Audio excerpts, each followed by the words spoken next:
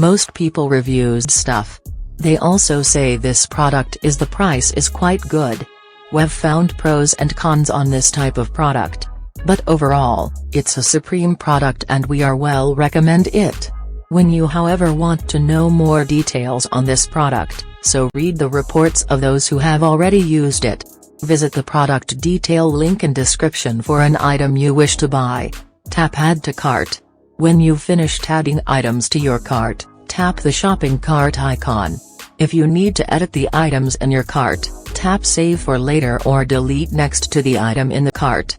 Tap proceed to checkout and follow the on-screen instructions. Review your order information and tap place your order to complete your purchase. You'll see an order confirmation screen when your purchase has been completed.